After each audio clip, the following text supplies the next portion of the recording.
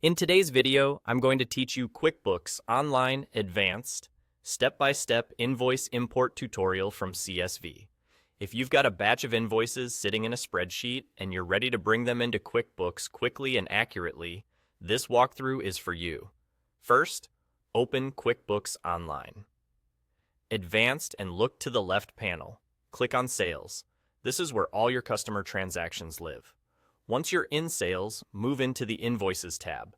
You'll see your existing invoices here, but we're going to focus on getting new ones in from a CSV file. At the top right of your invoice list, find the Create Invoice button. There's a small caret icon right next to it. Click that caret and choose Import Invoices.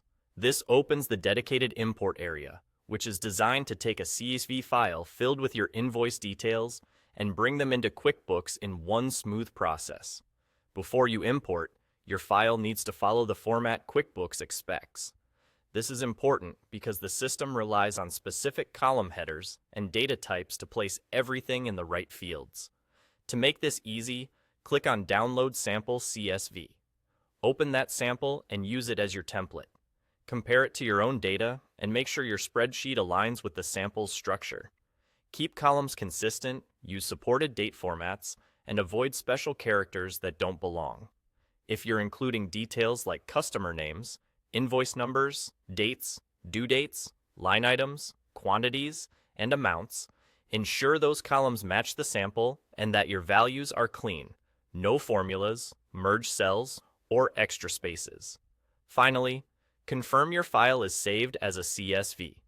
With your file ready, follow along with the importing process on screen. QuickBooks will guide you through selecting your CSV and matching your columns to the appropriate fields. Take a moment to review each mapping so that invoice information lands exactly where it should.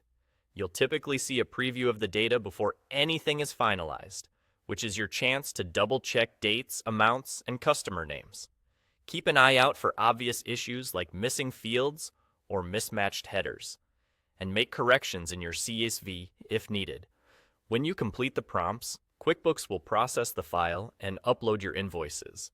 You'll be able to view them in the Invoices tab right away, and from there, you can continue with your usual workflows like sending, printing, or recording payments. And that's all.